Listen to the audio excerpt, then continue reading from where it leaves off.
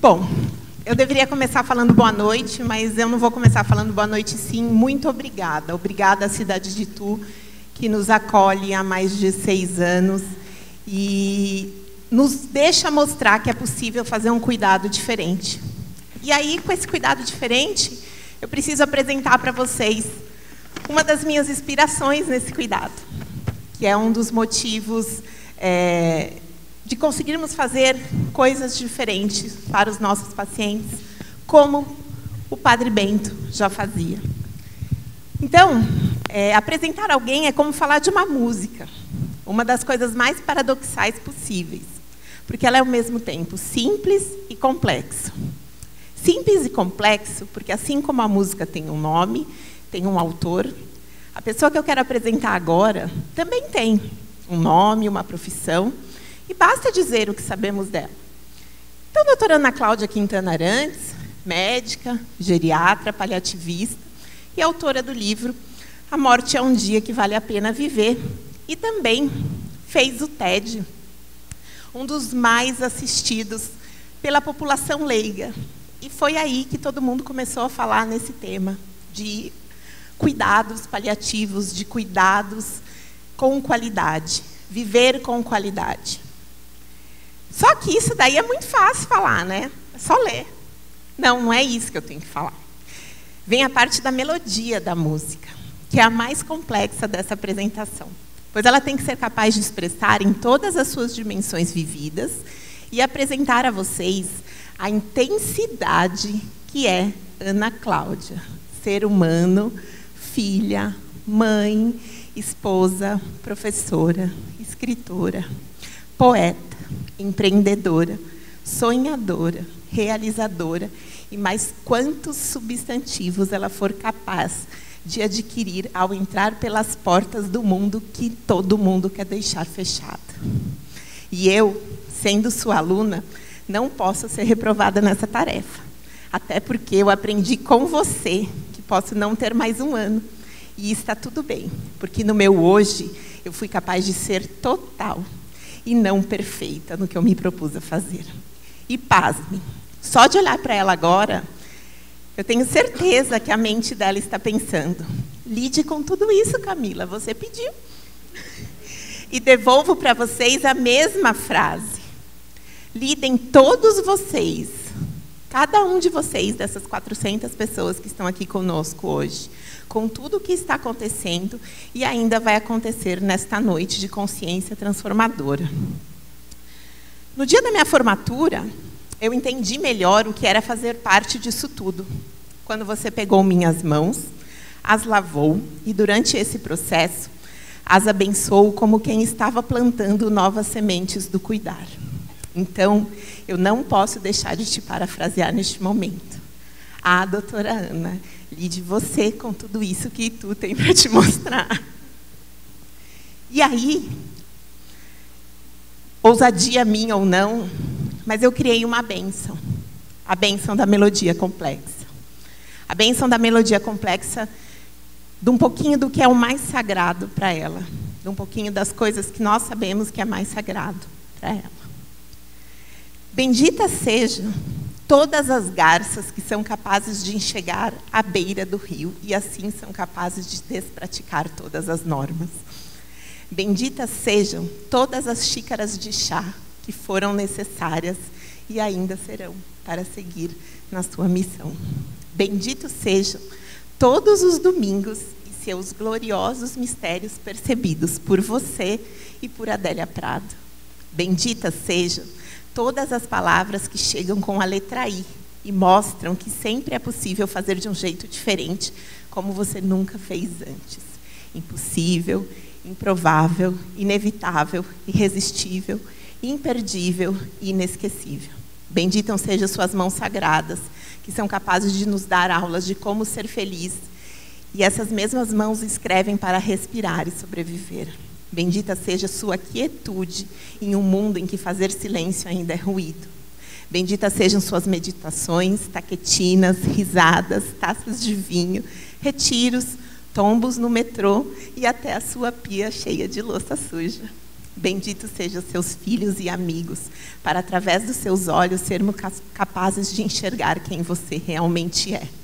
Benditos sejam os seus caminhos percorridos pelo Brasil e pelo mundo, porque com certeza, como você mesmo diz, sua vida na janelinha é tão legal, porque para embarcar na primeira classe da vida, tem que ser com V maiúsculo. Benditos sejam esses seres iluminados que nos chegam como anjos, girassol, gato, cachorro, Vivi, que dão asas aos nossos sonhos. E tendo a liberdade de ir, escolhem ficar e ser um ninho em seu ninho particular. Benditos sejam os que tocam nosso coração com carinho, nos olham com respeito e nos aceitam inteiros, com todos os erros e imperfeições, sendo capazes de tecer a mais linda colcha de retalhos, feita de poesia e liberdade. Benditos que, podendo ser qualquer coisa nessa vida, escolhem ser doação, doação de amor, porque o amor sempre será nosso único ato racional. Bendito seja tudo que é surreal no nosso tempo de ouvir como gostaríamos de ser ouvidos. Benditos sejam os tons, as melodias existentes em cada vida e suas dimensões. E aí você passa para a dimensão emocional, que é um outro tom, bem mais complexo. Qualidade tipo Bach, bem complexo, bem rico. Medicina é simples, gente boa. Difícil é a psicologia.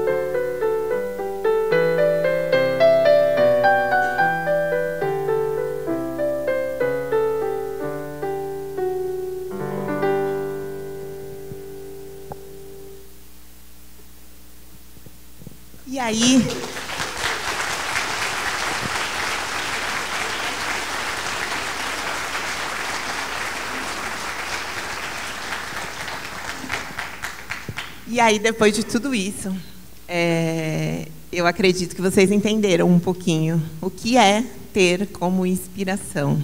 Doutora Ana Cláudia Quintana Arantes. E abram os ouvidos, abram o coração. Eu tenho certeza que hoje vocês sairão daqui, desse evento, com uma consciência transformadora, sim, que veio desde Padre Bento até os dias atuais. Com vocês, a maravilhosa doutora Ana Cláudia Quintana Arantes.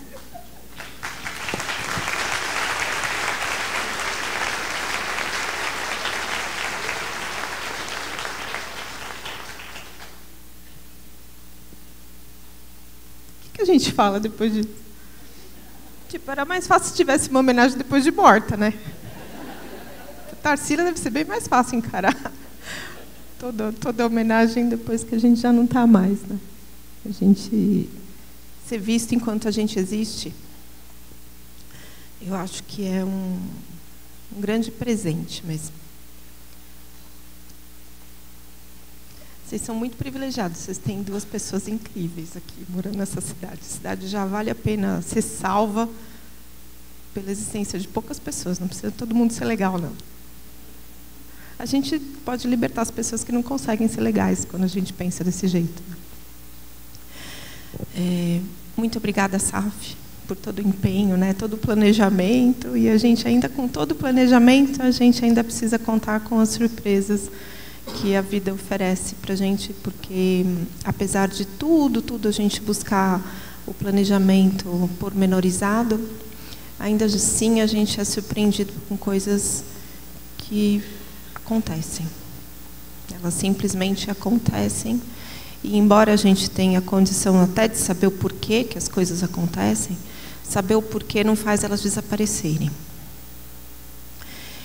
E aí, todo esse caminhar, né, ao longo de toda a minha história, com essas pessoas que têm doenças graves que ameaçam a continuidade da vida delas, e num primeiro momento, o trabalho muito direcionado para as pessoas que, além de terem as doenças que ameaçam a continuidade da vida, elas estavam bem perto da morte delas, é que eu pude entender que o que a gente faz com essas pessoas é arte. Então foi perfeito a gente ter toda a apresentação linda dessa mulher, né? E de que a gente precisa ter olhos que enxergam as pessoas na nossa frente. Quando eu me apresento, né, no TED, sobre o despraticar as normas, é o próprio propósito da arte, porque é o único caminho da gente estar na realidade, é que a gente tenha olhos para além dela. E para ter olhos para além da realidade, a gente precisa primeiro reconhecer que a realidade existe. E a realidade que a gente tem hoje no mundo é uma realidade de extremo sofrimento. Evidentemente, para cada uma das pessoas que o Padre Bento cuidou, o fim do mundo estava próximo. Porque quando você está em profundo sofrimento, você olha para a sua vida e vê que ela está acabando. Então, o fim do seu mundo está acabando.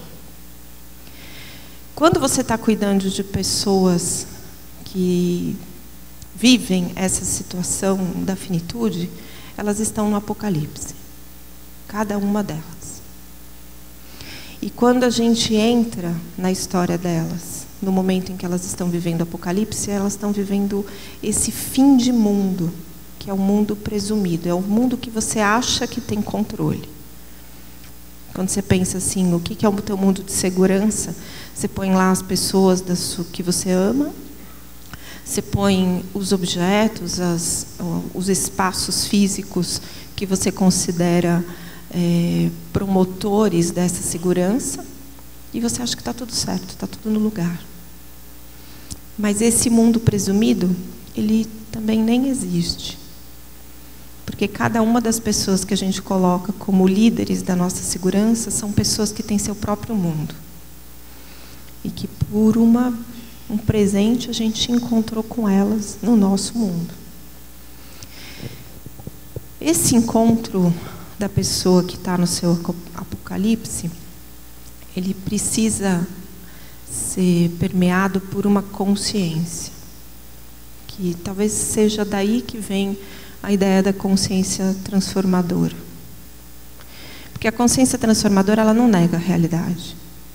Você olha para aquela condição e você não ameniza aquela condição, você não desvaloriza, você não minimiza e também não coloca aquela situação como algo a ser excluído da história daquela pessoa. Quando você olha para a sua vida e vê que você está passando por um momento muito desafiador, eu penso que a gente deveria pensar como eu aprendi com a mãe de um paciente meu, que eu sempre falo dele e dela nas minhas aulas. A mãe do Paulo. Ele era um homem jovem com câncer avançado e ele ia morrer. E ele chegou no lugar onde eu trabalhava, que era uma casa paliativa. O nome é hospice, mas não tem tradução para o português. Se você colocar no Google, vai dar hospício. Mas o hospício fica do lado de fora do hospice. Porque dentro do hospice, a gente tem consciência, a gente tem lucidez. Porque a morte nos proporciona isso. Uma lucidez sobre o que realmente tem valor na vida. Os loucos ficam do lado de fora. Os loucos são aqueles que negam a morte, que acreditam que a morte não vai acontecer. Eu tenho pessoas que falam assim, se eu morrer, aí eu falo, a pessoa precisa aprender português, né? Porque não existe a frase, se eu morrer. Pode existir a frase, se eu morrer de câncer, se eu morrer atropelado, se eu morrer de Alzheimer, aí pode ser que essa frase seja real. Mas o se eu morrer, vírgula, é uma frase que não existe. Nenhuma língua. Olha que bonito. Algo que não existe em nenhuma cultura, em nenhuma língua, em nenhum lugar do mundo. A frase que existe é quando eu morrer. Porque esse dia vai chegar para todo mundo. E aí, quando você está diante de uma pessoa como Paulo, e você conversa com a família dele e escuta o que a mãe dele tem para dizer. A maioria das pessoas não queria, talvez, nem conhecer a mãe dele. Porque você olhar para uma mulher que perde o filho, é você saber que você não é capaz de sustentar o olhar nela. Especialmente se você tiver filhos. Porque rapidamente você considera aquela história como um fracasso. Se você tivesse ao menos uma pitada de consciência transformadora, você ia querer sentar ao lado dela e perguntar para ela como se passa por isso. E a mãe dele me disse, quando eu perguntei, eu conversei com a família, expliquei todo o contexto que o Paulo ia atravessar e tudo que nós, da equipe inteira, não era só eu como médico, tinha enfermeiro, tinha psicóloga, tinha capelão, tinha assistente social, todos os técnicos de enfermagem, todos a serviço da felicidade dele, no tempo que lhe fosse dado, que não cabia a nós decidir se era muito ou pouco, mas era tempo de vida.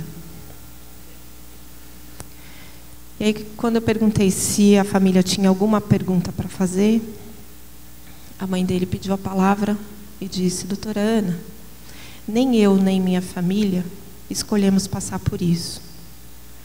Mas se Deus acredita que nós somos capazes de passar, nós não vamos decepcionar Deus.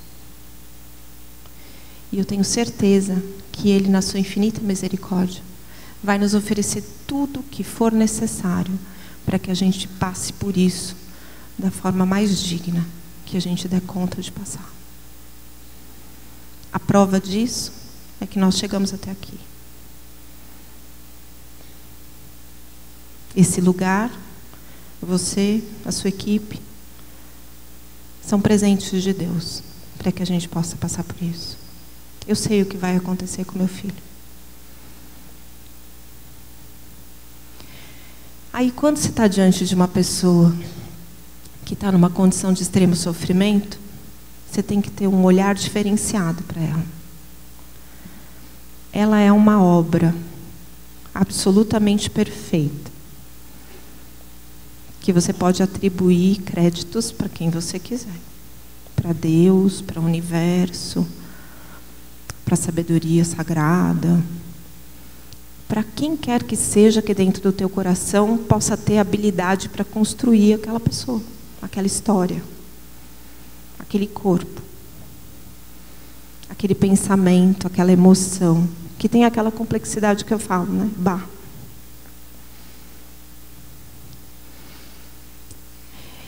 E aí você tem que olhar para essa pessoa com olhos lavados.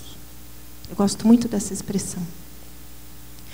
Porque a gente olha para as pessoas com a nossa percepção de realidade, do que vale a pena, do que não vale, do que é digno, do que não é digno, do que é certo, do que é errado. Mas a história dela não te deve nenhuma explicação sobre nada que você possa ter certeza que sabe. A você não compete a permissão de avaliar e julgar nenhuma história. Aí você tem que olhar para essa pessoa de olhos limpos. Por isso que a gente chora. A gente já vem de fábrica com esse benefício. Assim, já vem assim, como é que fala quando tem o carro? É um acessório, né? É um acessório absolutamente indispensável. Uma máquina de lavar óleos. Já está instalado. Quando você vê uma coisa que é muito difícil de ver, você chora. Porque aí, depois que você chora, você enxerga melhor. Quando a gente está muito triste, a gente chora melhor. Quando a gente vê uma coisa muito bonita, você vê um quadro da Tarsila assim, você para lá na frente, desencana, chora. Porque aí você vai conseguir ver a cor melhor depois. Você lava os olhos para poder ver alguém. Na integridade, na perfeição em que essa pessoa foi construída. Na história dela, cabe o que ela está vivendo. E se você olha para aquela pessoa com pena dela, é porque você reconhece que não é capaz de passar por aquilo. Então, se você tem pena da pessoa, é melhor você se recolher na sua pequenez. Porque você não é nada perto da grandeza que ela tem para enfrentar aquilo. Mas fica tranquila, porque você vai ter o seu pedaço de expressão daquilo que você nunca acreditou que fosse capaz de passar, mas vai passar.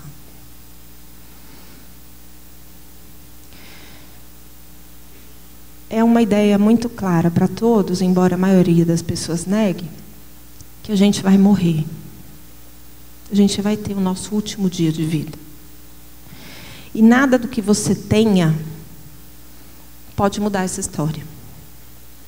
Então, nenhuma posse, nenhum bem, nenhum dinheiro, por mais rico que você seja. O dono da Amazon é um cara muito rico, mas ele vai morrer. Ele pode morrer numa cama de ouro, cravejada de diamantes, mas ele morre. E ele não compra ninguém para morrer no lugar dele. Você pode pensar que tem muito poder, você pode ser uma pessoa muito influenciadora na sociedade, no seu meio, você pode ter uma opinião muito valiosa, as pessoas mudam de opinião quando te escutam, mas você não tem como convencer ninguém a morrer no seu lugar. Então, esse pedaço da nossa vida, a gente vai ser protagonista. E sendo protagonistas, muitas vezes pela primeira vez na vida, você vai ter a oportunidade de mostrar que obra de arte que Deus foi capaz de fazer. Se você não acredita em Deus, não tem problema. Você vai mostrar que obra de arte a natureza foi capaz de fazer quando decidiu conceber você na sua história e na sua existência. Então, quando a gente vai cuidar de uma pessoa que está no final da vida, você tem que sentar do lado dela e prestar muita atenção, porque é necessário ver a arte do processo para além do sofrimento dela. Você tem que ser capaz de entender o sofrimento e saber como aliviar esse sofrimento sem precisar passar por um trajeto interno de sofrimento pelo sofrimento do outro. Porque não se trata de você. Quando eu escuto os profissionais de saúde falando assim, é muito difícil fazer esse trabalho, é muito difícil cuidar de criança com câncer, por exemplo, tem o pessoal da pediatria, né, de cuidar da oncopediatria, faz aquela cara de coitado e fala, nossa, muito difícil trabalhar com criança com câncer. Certo. Quando você escolheu a especialização, o que você achou que ia acontecer quando você escolhe oncopediatria? Você achou que ia acontecer o quê? Que ia ser só felicidade? Quando você faz a escolha por ajudar alguém que passa pelo seu limite, em todos os sentidos, limite físico, emocional, familiar, social e espiritual, você precisa ter consciência de que você escolheu ajudar. Você não escolheu sofrer no lugar da pessoa. Você não escolheu ser o protagonista da história para ser o grande médico que todo mundo agradece no final da consulta. Toda vez que você precisar de um reconhecimento, sendo alguém que ajuda, você precisa de terapia. Você não precisa de reconhecimento. Porque você precisa de reconhecimento, você está falando de você. E quando a gente está ajudando, a gente não está falando da gente. O mundo está muito pleno de sofrimento. Não há como negar isso. Então, o mundo oferecendo tanto sofrimento, ele permite que a gente possa escolher que lugar a gente ocupa. Ou a gente ocupa o lugar de quem ajuda, ou a gente ocupa o lugar de quem atrapalha. Não existe em cima do muro. No mundo como ele está hoje, não existe o caminho do meio. Ou você ajuda, ou você atrapalha. E se você está dentro das expectativas próprias de se construir como algo ou alguém que é reconhecido, você está entre os que atrapalham. Porque você tira o protagonismo das pessoas que vivenciam esse sofrimento para colocar a sua história como de valor. A verdadeira caridade, né, eu tenho uma parte que foi falada no início sobre caridade. Eu falo que a verdadeira caridade não é dar o que você tem, é dar quem você é. E se você não é grande coisa, é melhor não oferecer porcaria para ninguém. Porque se você vai servir uma comida estragada num prato bonito, não vai nutrir ninguém. É preciso ter muito espaço dentro de você para poder olhar o sofrimento do outro e não considerar aquilo impossível de ser cuidado. Porque a gente encontra sofrimentos impensáveis, né? Os meus is. Sofrimentos impensáveis. A gente tem o curso de formação da Casa do Cuidar e cada módulo é uma surpresa. E aí, o primeiro preconceito, muitas vezes, vem em relação a cuidados paliativos na pediatria, que eu comentei agora há pouco. Mas aí, quando você vai escutar cuidados paliativos no presídio, quando você vai ouvir falar de cuidados paliativos na AIDS, você vai olhar para a pediatria e falar, que céu! Porque você ainda está no espaço de quem compara sofrimentos. Quando você compara sofrimentos, você ainda não está qualificado para lidar com o sofrimento do outro. Porque você vai comparar. Você vai dizer, imagina, você está perdendo seu pai tem 95 anos, imagina, para que ficar sofrendo? Deixa ele descansar. Pode morrer qualquer pai, menos o meu que tem 95 anos. Qualquer pai de 95 anos não me importa, mas o meu importa. E quando você lida com uma filha que está perdendo o pai, não importa se ela tem 5 anos, se ela tem 7, se ela tem 50, se ela tem 70. É a primeira vez que ela perde o pai. E quando você tem, pela primeira vez, a perda de alguém que você ama muito, você não pode ter que perder seu tempo de experiência explicando para o profissional de saúde que seu sofrimento precisa ser valorizado.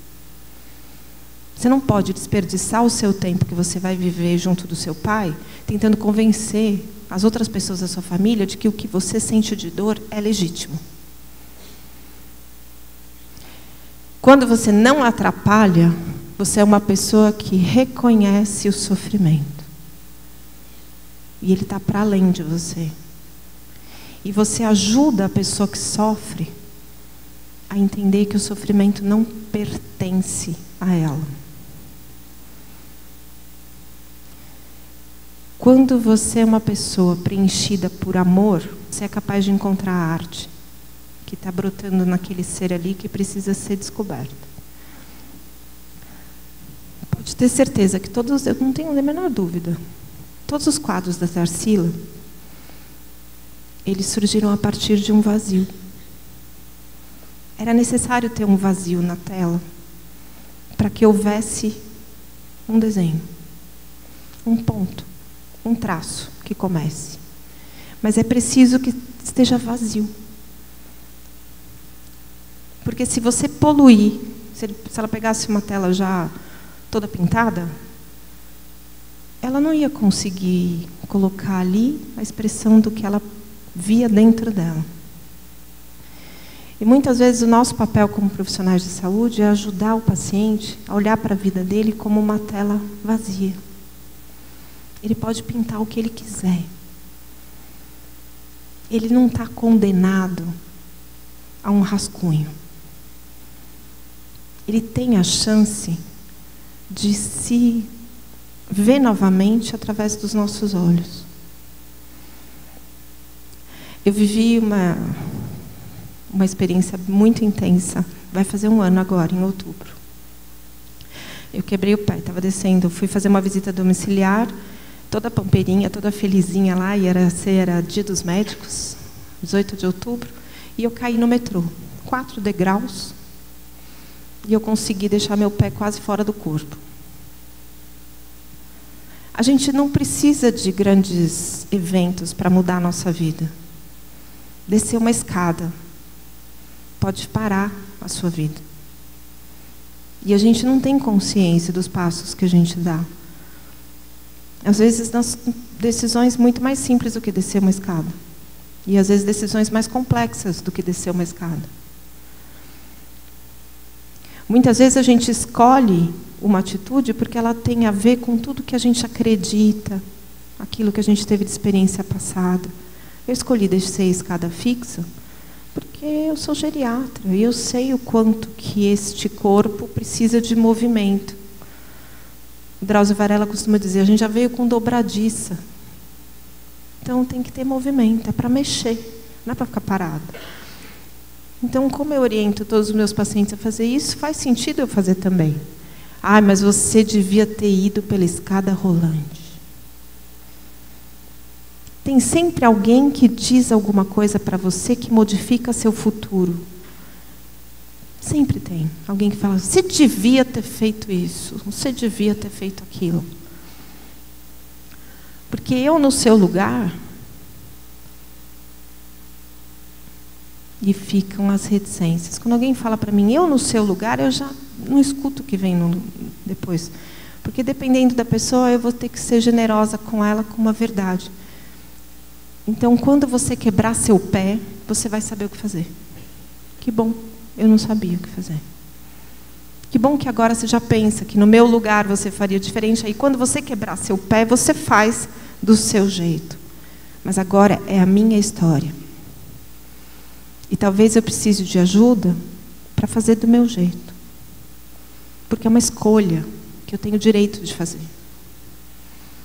E quando você está diante de uma pessoa que está em sofrimento, porque ela está enfrentando o final da vida dela, você tem que ser a pessoa capaz de chegar do lado dela e falar assim, como você quer ser cuidado? O que de melhor eu posso fazer para que você seja feliz? Que diferença que eu posso fazer na sua vida para que a sua vida fique mais leve?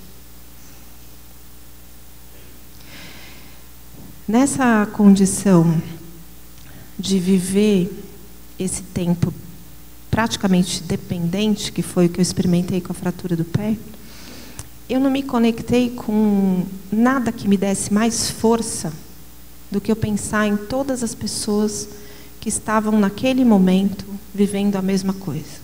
Eu não sei qual é a estatística mundial de fraturas de tornozelo, mas eu tenho certeza que num mundo de 7 bilhões de pessoas, alguém quebrou o pé no mesmo dia que eu. E aí, eu me conectei com essas pessoas, porque essas pessoas sabiam da força que eu precisava ter. Eu não precisava de ninguém me consolando, vai passar. Tá bom, quando passar, legal, mas agora não passa.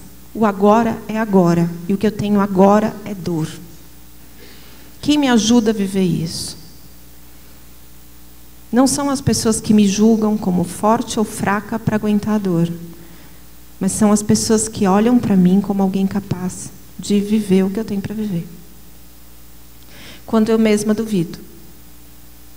Um dos momentos mais valiosos que eu vivi nessa experiência foi o primeiro dia que eu apoiei o pé no chão. Foram 6 semanas proibida de pôr o pé no chão. E aí, no dia, eu fui no médico. Quem tem médicos aqui? Quem é médico aqui? Vocês não fazem ideia o que é você ter uma consulta marcada. Vocês não têm ideia. Eu tive ideia quando eu tinha uma consulta marcada no ortopedista. Eu não dormi à noite. Eu fiquei planejando cada minuto do processo de acordar para não atrasar. Então, tudo era muito lento. Eu me trocar, eu tomar banho, tomar café, esperar o elevador certo, caber a cadeira de roda no elevador e esperar que você fica pensando em todas as variáveis. Vai estar cheio porque é hora de ir para a escola, vai estar cheio de crianças dentro do elevador, não vou poder entrar. Aí vai demorar um tempão para subir. Aí vai ter alguém que vai resolver limpar o elevador naquele dia. É sempre assim, né? Todo mundo tem a super boa vontade de fazer seu trabalho. Aí faz o trabalho na hora que atrapalha o trabalho de alguém. E aí eu pensava em todas essas variáveis, óbvio, eu não dormia à noite. Fiquei planejando a ida ao médico. Aí agora, quando abre a porta do meu consultório, que entra uma pessoa com aquela cara assim de... Eu já sei que ela está muito tempo esperando por aquele meu olhar. Eu não posso receber uma pessoa sentada na minha cadeira, olhando para o computador. Porque eu vou desonrar a noite em claro que ela passou, para me encontrar. Você desonra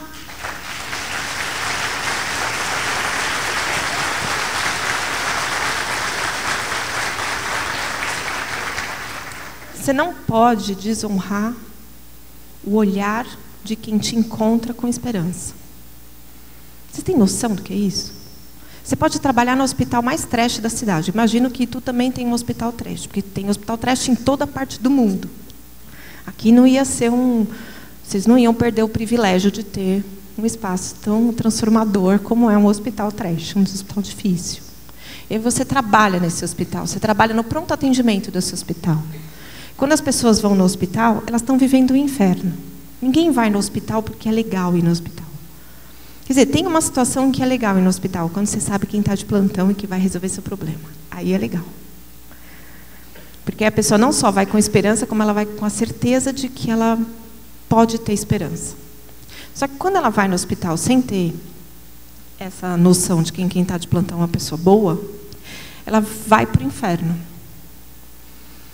E, infelizmente, a gente está vivendo um momento dentro da saúde do país onde os profissionais de saúde decidiram competir para ser o primeiro assistente do demônio.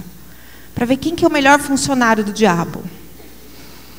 Você vai chegar no pronto-socorro, você vai encarar um profissional de saúde que está ali para tornar a sua vida ainda pior. Porque é como se ele quisesse te punir pelo fato de você ter um problema que ele não está a fim de resolver. Aí você pode dizer, mas Ana, não seja injusta, porque os hospitais estão em estado de calamidade. Aí não é que a pessoa não quer resolver, ela não tem consciência, ela não tem condição de resolver. tem condição de resolver. Porque grande parte do sofrimento das pessoas vem de não serem reconhecidos como seres que sofrem. Eu já dei plantão em pronto-socorro que tinha paciente no chão. Quando eu vi o paciente no chão, eu agachava e falava, olha, eu sei que não está fácil aí, mas eu que estou assumindo o plantão, meu nome é Ana Cláudia, eu sou a médica que eu vou cuidar de tudo aqui hoje. Como você pode perceber, o dia não está fácil aqui. Então eu queria saber se tem alguma coisa muito importante que eu preciso fazer para o senhor agora, porque talvez eu demore para voltar aqui.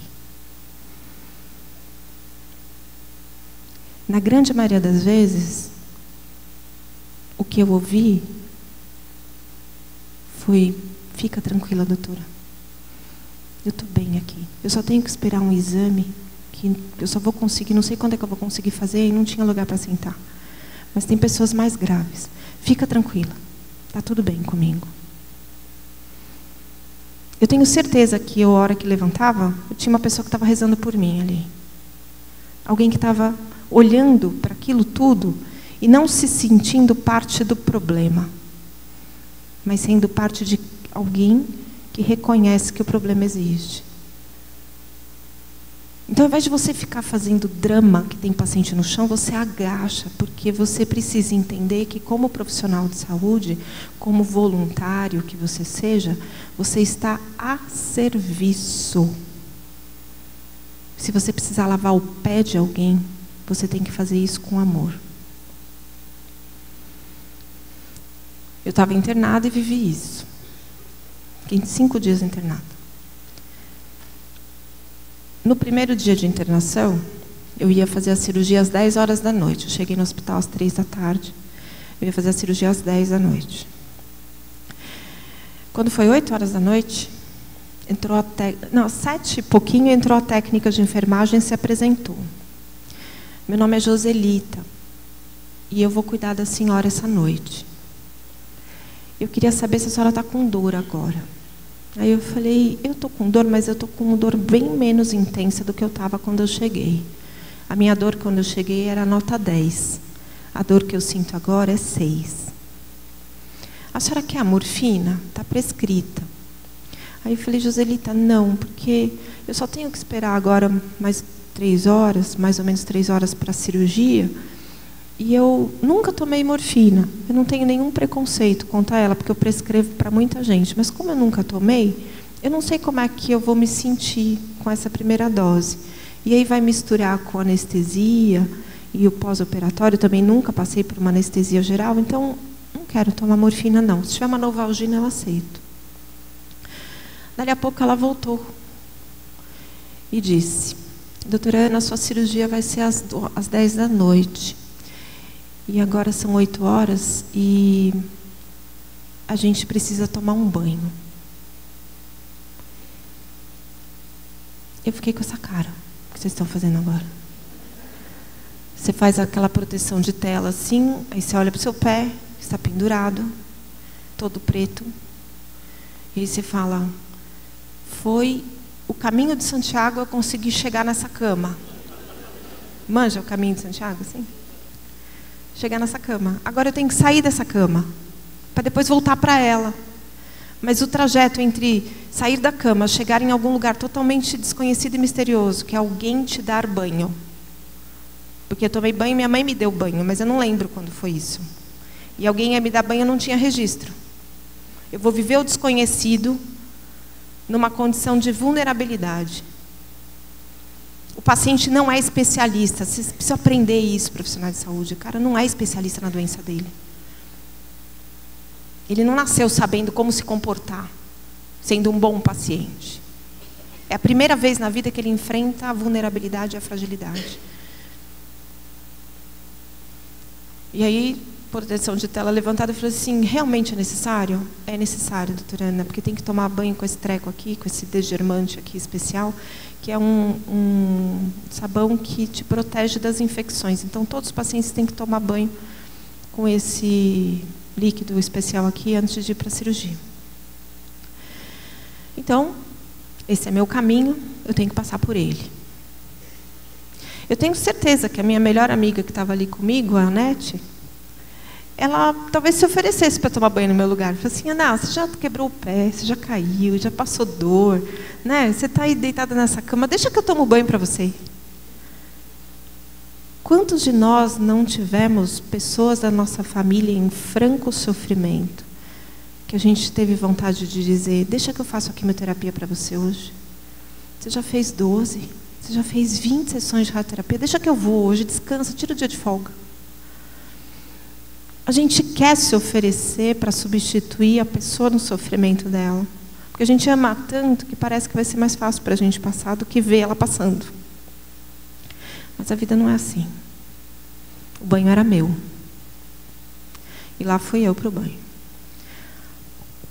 Está lá temperando a água, arrumando, e eu ansiosa, porque também preocupada com ela. Falei assim, ela vai levar bronca da enfermeira porque ela está demorando aqui com o meu banho. Porque as enfermeiras, às vezes, Camila reconhece isso, às vezes também são seres das trevas, que brigam com os técnicos de enfermagem, que se habilitam a cuidar melhor dos pacientes. Se a carapuça serviu aqui em alguém, vai fazer terapia também. Porque para além do perdão que você precisa do técnico de enfermagem que você inferniza, você precisa de perdão da sua própria história, porque um dia você vai precisar de um técnico de enfermagem na sua existência. E aí você vai torcer para a enfermeira que cuida dele não ser igual a você. Você vai, realmente, a sua esperança vai ser essa.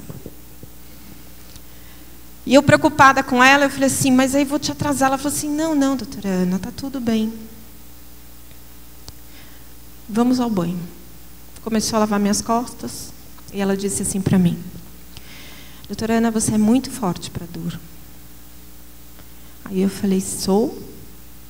Ela falou, é. Eu trabalho aqui na ortopedia faz 26 anos. E essa sua fratura é uma das que mais doem.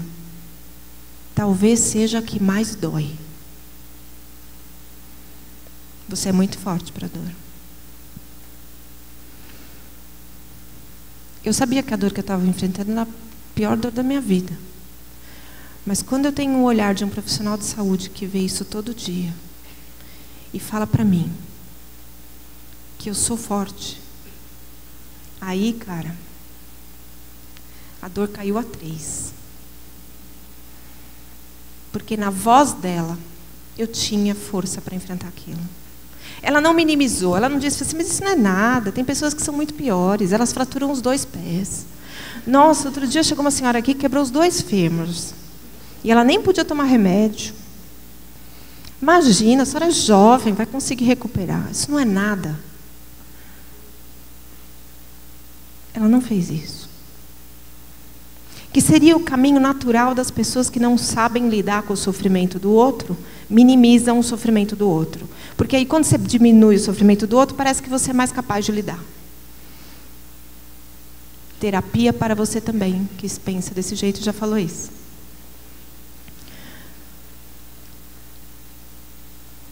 Terminou a parte das costas. Eu lavei onde eu podia lavar. E aí ela ficou na minha frente. Nunca vou esquecer disso. Ela parou na minha frente, fez um minutinho de silêncio, assim. Eu lembro do barulho do chuveiro. E aí eu olhei para ela. Ela me disse, doutora Ana, agora eu vou precisar lavar seu pé. Quando você acha que não pode piorar, piora. Nunca subestime a capacidade da vida de te mostrar um momento mais difícil do que o anterior, que você tinha certeza que tinha sido pior. E aí meu olho encheu de água assim. Lágrimas na chuva é muito bonito no Blade Runner, mas a nossa realidade é lágrimas no chuveiro. Quem aqui nunca chorou no chuveiro? Lágrima no chuveiro são as lágrimas perdidas no meio das gotas do chuveiro. Comecei a chorar. E aí ela, de novo, olhou nos meus olhos e disse, não tenha medo. Eu vou lavar com muito amor. Vocês têm noção do poder da palavra? Enquanto você trabalha no hospital que não tem gaze, que não tem luva, que não tem antibiótico, que não tem quimioterapia, você ainda está no lugar possível de ter uma consciência transformadora. Agora, se você trabalha num lugar onde desabitaram as palavras, onde desabitaram os sentimentos, onde desabitaram os afetos, aí sim, você está no inferno. Aí sim, não tem nada para fazer. Não tenha medo. Eu vou lavar o seu pé com muito amor. Aí eu lembro da cena, ela ajoelhando na minha frente, eu na cadeira higiênica. Ela ajoelhou na minha frente. Se encharcou, porque tem engenheiros aqui?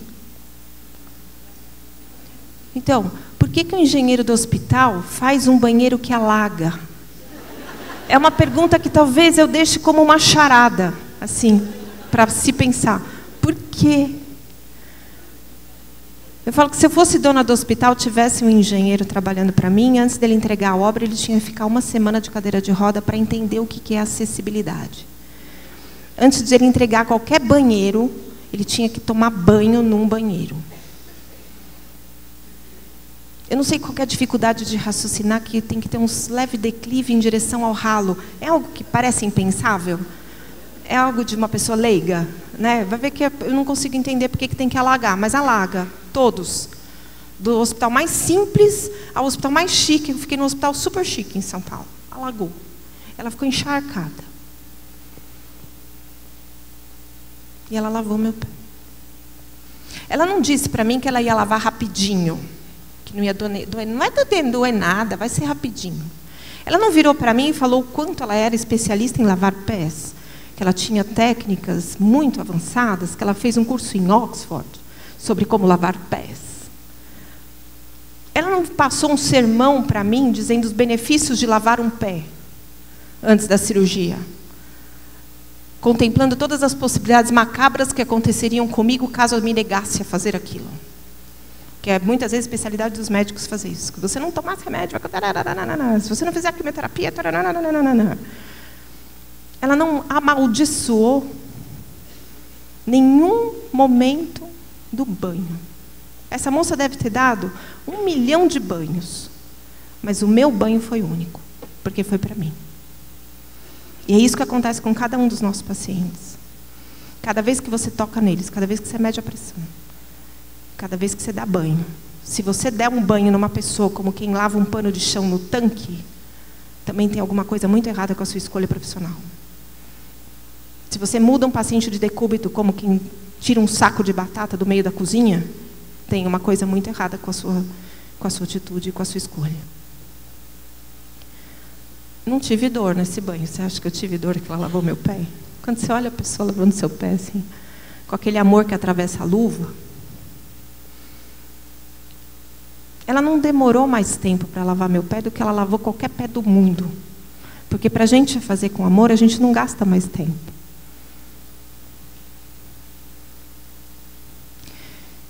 Quando o amor encontra o sofrimento, você experimenta a compaixão.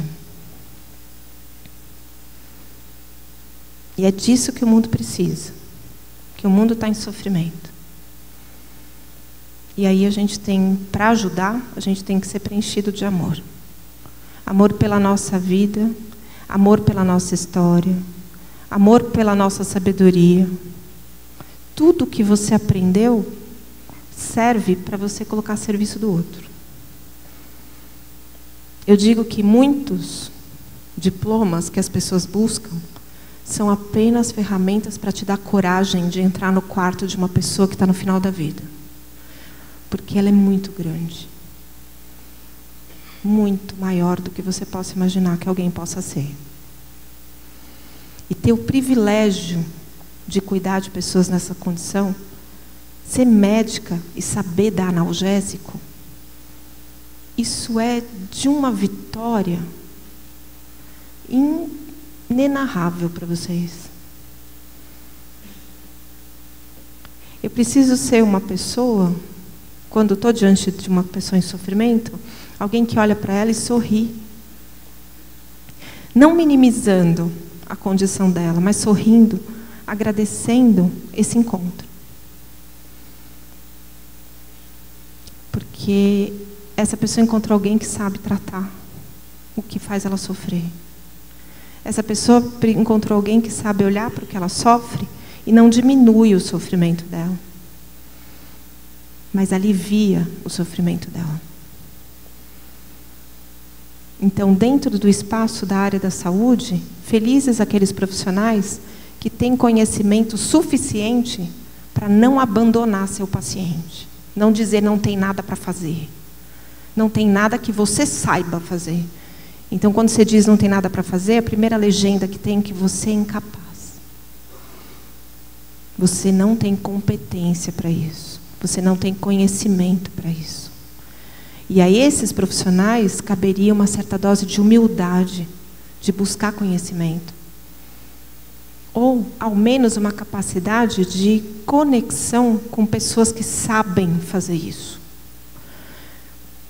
Eu digo que todo oncologista deveria ter um paliativista para chamar de seu. Porque se tem um oncologista, eu sou a médica que trabalho na equipe do oncologista. Quando chega um paciente com câncer para ser tratado, ele tem uma doença que ameaça a continuidade da vida dele. Ah, mas está no comecinho.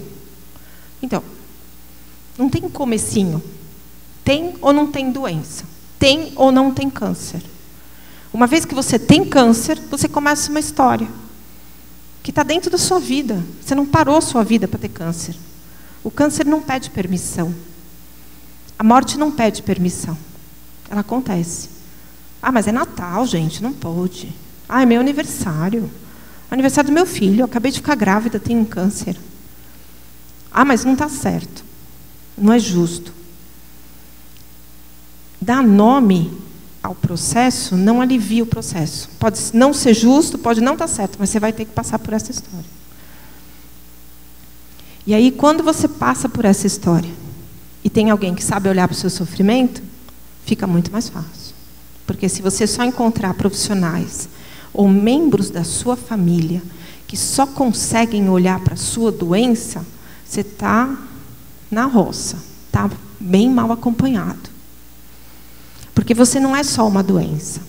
Quando você contou da Tarsila, que falam que ela morreu de depressão, cabe uma história dessa num diagnóstico?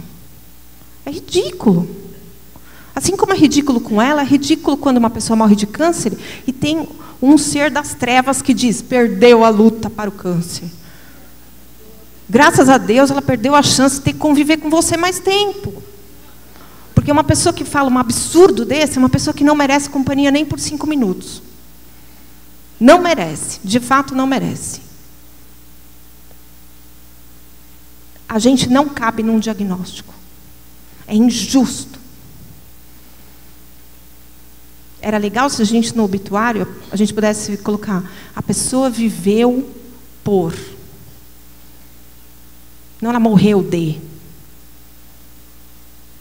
É insano, é pequeno, é superficial, é raso como um pires. Você colocar a história de vida de uma pessoa dentro do diagnóstico. Você tem que ser capaz de olhar para além disso. E aliviar o sofrimento dela. Então, se eu estou trabalhando com oncologista, aí chega uma pessoa que está com câncer, e o oncologista atende, e ele diz, você vai passar por um momento agora bem delicado da sua vida. Não é vai dar tudo certo. E a pessoa tem que ter certeza que se der tudo errado, você sabe o que fazer. Porque quando você fala vai dar tudo certo, significa que você só sabe lidar com o que vai dar certo. Mas você precisa ser capaz de lidar quando o certo daquela história não for a expectativa que todos têm a respeito disso. Que às vezes o certo é ter recidiva. Às vezes o certo é morrer. Só que na sua opinião não é. Mas a gente não está falando da sua opinião. Nem se você for médico, nem se você for a mãe da pessoa que morre, nem se você for o marido, nem se você for o filho. A gente não está falando da sua opinião. A gente está falando de uma história. Da biografia de uma pessoa. E aí, esse médico diz, a gente vai ter uma jornada bem desafiadora. Mas a gente vai estar junto. Os remédios que eu vou dar podem causar um certo transtorno na sua vida. Então, por causa disso, você vai passar em consulta essa semana com a doutora Ana Cláudia. Aí a paciente vira e fala assim, mas quem é? A doutora Ana, ela é a médica que me ajuda a fazer com que a vida dos meus pacientes seja uma vida boa de viver, mesmo fazendo um tratamento de uma doença tão grave. Ela é boa nisso. E aí ela não vai ter medo de passar comigo. Porque ela está indo para cuidados paliativos, não para morrer, mas ela está indo para viver. As pessoas não precisam morrer lutando, elas precisam morrer vivendo. E é esse o trabalho que a gente faz dentro do cuidado paliativo. A gente não mata ninguém, a gente não acelera o processo. Mas talvez para entrar na nossa vida, essa pessoa precisa ter consciência de que é possível que a morte aconteça. Só de você ter essa consciência, você não precisa nem estar com câncer para ter uma vida mais digna. Só de você saber que a vida acaba, você já vai chegar em casa hoje de um outro jeito. Você já vai acordar amanhã sem reclamar. Porque se a gente pudesse ter de volta todo o tempo que a gente desperdiçou na nossa vida reclamando, talvez a gente tivesse dezenas de anos mais. Porque a gente passa a maior parte do tempo reclamando. Só que quando o câncer bate na tua vida, ele te mostra o que realmente vale a pena honrar, não reclamar. A última coisa que eu queria contar para vocês. Como que a gente pratica compaixão? Quem estiver dormindo, acorda, por favor, agora. Quase 10 horas. 2 minutos para explicar como que a gente experimenta a compaixão. Compaixão não é pena, não é misericórdia, não é nenhum dom divino sagrado, não é nada religioso. É uma condição humana. É um aplicativo que a gente já tem instalado de fábrica, mas a gente resolveu não acessar, porque a gente acha que não é necessário. Mas é. Primeiro passo, você reconhece que o sofrimento existe. Segundo passo, você realmente deseja que o sofrimento seja aliviado. Você entra em contato com esse desejo muito, muito interno, muito profundo dentro de você. Você deseja que aquele sofrimento seja aliviado. Aí você repousa o seu coração sobre o sofrimento. Você não afunda seu coração e dilacera, porque o sofrimento não é teu. Você repousa seu coração para você manter um mínimo contato com a experiência do outro. O repousar o coração no sofrimento é você abrir os seus ouvidos para ouvir a experiência do outro. Como é para você perder a mama? Como é para você perder o cabelo? Como é para você, nesse momento, precisar ficar de cama? O como é para você é repousar seu coração sobre o sofrimento, porque você escuta o que a pessoa diz sobre a experiência dela de adoecimento e de sofrimento. Aí você só escuta, você não abre a sua boca ainda. Isso é desafiador, porque a gente quer logo abrir a boca. Silêncio. E aí, depois que você repousou o teu coração sobre o sofrimento do outro, você recolhe e vem para dentro de você. E olha para quem é você. Quem eu sou? O que eu sei? O que eu consigo oferecer? Quais são os recursos que eu tenho disponíveis à minha volta para aliviar aquele sofrimento? Esse lugar, esse passo, que é o 4º passo, é o mais valioso da história. Porque a hora que você olha para você, você se reconhece como alguém que pode ajudar. Eu sei prescrever morfina. Eu conheço enfermeiros maravilhosos. Eu tenho um colega que pode ficar no meu lugar caso eu não possa. Eu sei ouvir. Eu sei respeitar. Aí eu falo, eu posso. Eu posso é uma das coisas mais impensáveis que a gente pode experimentar na nossa existência, porque a maior parte das vezes a gente diz, não posso, não consigo. Mas ajudar você sempre pode. Mas para ajudar de verdade, você precisa saber o que você tem para oferecer. E aí você se reconhece como alguém que ajuda. Você não se coloca no lugar do outro e sofre por ele. Porque você não tem que ocupar esse espaço. Isso é desonrar a biografia da pessoa. Porque aí você se coloca no lugar dela, você afunda na impotência que ela está vivendo. E aí são dois que precisam de ajuda. Ao invés de você ajudar, você atrapalha. Então você não tem que se colocar no lugar, você tem que colocar no seu lugar, e é o lugar de quem ajuda. Você não troca de sapato com a pessoa, mas você sabe cuidar das feridas dos pés dela. É esse o propósito da compaixão. Aí você sai de dentro de você com um sorriso. Eu sei ajudar você. Eu sei como alivio tudo que você está vivendo. E aí a gente experimenta o lugar mais rico do mundo, que é o lugar da conexão.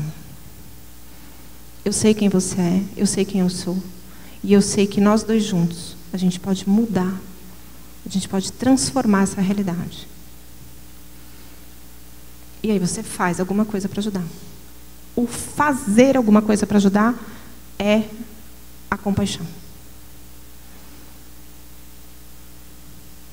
As melhores mãos não são as que estão em prece.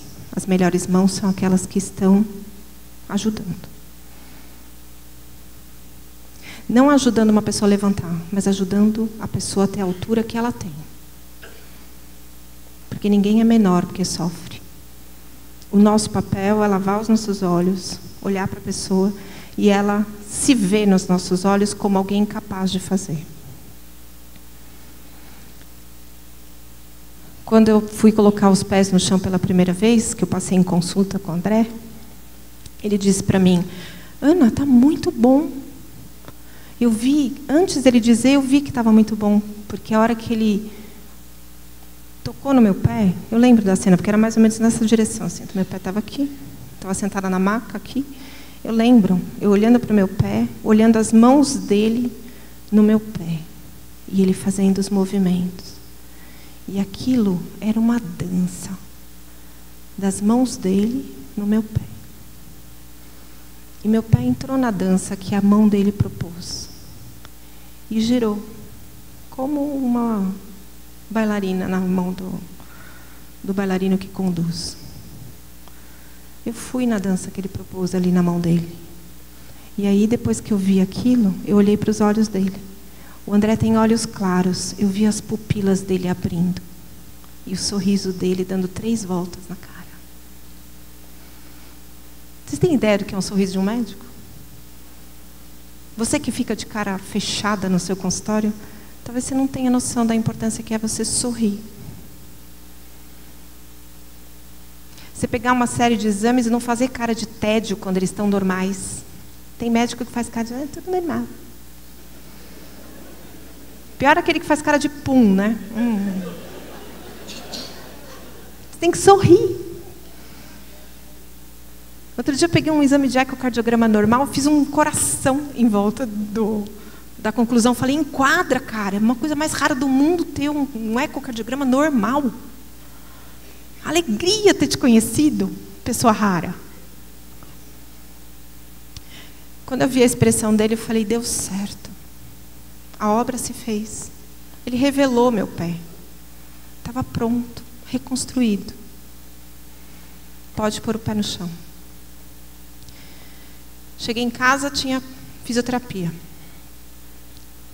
Chegou a Sabrina, já soube. André me ligou.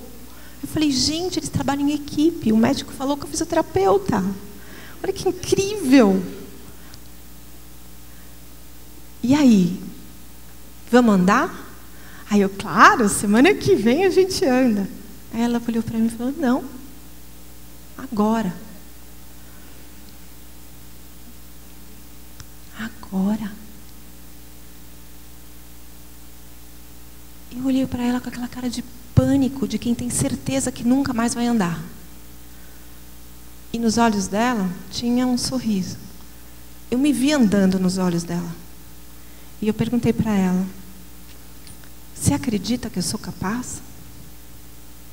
E ela disse, claro que você é. E eu andei. Eu andei não porque eu acreditava que eu era capaz de andar, Mas eu acreditei no que estava escrito nos olhos dela quando ela me viu. E é disso que eu estou falando quando a gente fala de pessoas que estão nessa condição. A gente precisa olhar para elas como quem olha alguém que é capaz de ser feliz. Seja andando, seja comendo, seja encontrando um filho, seja tendo alta de um hospital, seja voltando para casa.